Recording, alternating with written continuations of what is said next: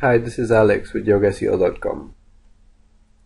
In this video, I will show you how to set up a destination goal, and I'll be using my newsletter setup process as an example. In order to set up a destination goal, first you need a destination, or in this case, it's a page. It's a page where people will land after they've completed your goal. As I said, I'm using my newsletter as an example, so the end destination of a newsletter process or a newsletter signed up is a thank you page. So the newsletter process goes this way. Somebody will sign up to the newsletter by going through one of my sign up call to actions. So it doesn't matter which one they use, if they use one in my homepage or somewhere else, as long as they sign up, it will take them to the same place. Once you've entered your information and gone through the subscribe process, and you've received an email and verified your subscription, you will be brought to this thank you page. Now, it's important to understand that it's the only way that you can arrive to this thank you page. This thank you page is not found within the site. By this I mean that this thank you page or this destination page does not appear within my navigation, or it does not appear within my sitemap at the bottom of the page. Also, I don't have any links to this page from anywhere else within my site or any outside sources. So really the only way that somebody can land or find this page is by subscribing to the newsletter. Therefore, we can be quite confident that when this page shows as being found in Google Analytics, it's because of an email subscription. So once you have a destination page ready and you've set it up, you can go to Google Analytics, and under admin you will find goals. So here's where you will set up our goal. I have some goals set up already, but you would go and set up a new goal and give it a name that makes sense for you to track. Mine would be email sign up.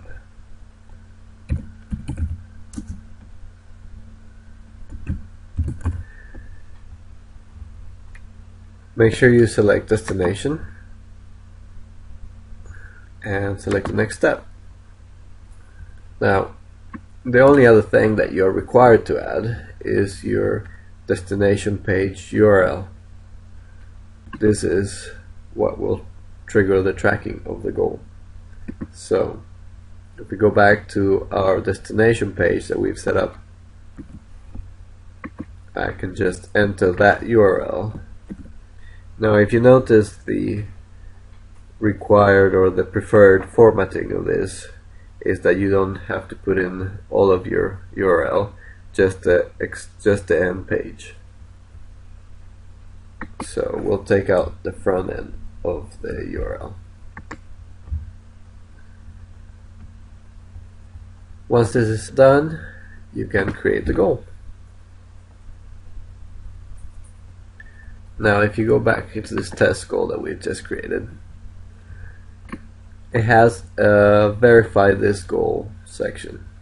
So if you click on that, it will give you a conversion rate based on the past 7 days.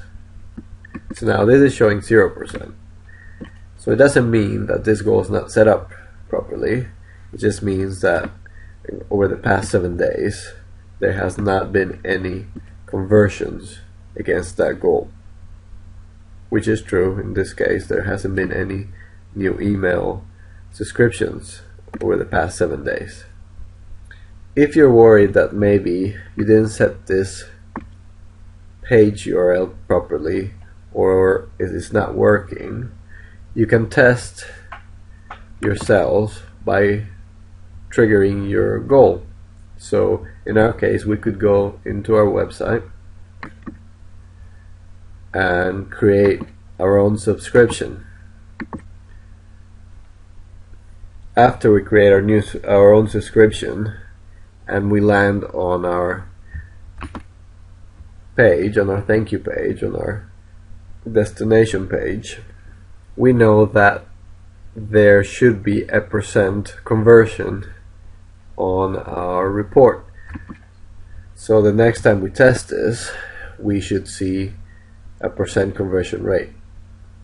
Now the only thing is that you have to wait 24 hours before this number will change. So if you re-verify now, even after you've completed a test submittal, this will continue to show 0. It will take 24 hours before this will change. But it's a good thing to do, especially when starting out, because then you can be sure that you're always capturing every time this event is triggered or this goal is completed, without having to wait to realize that maybe there was a mistype that's causing this not to work properly. In the previous video, I showed you how to segregate your data between including and not including your internal traffic.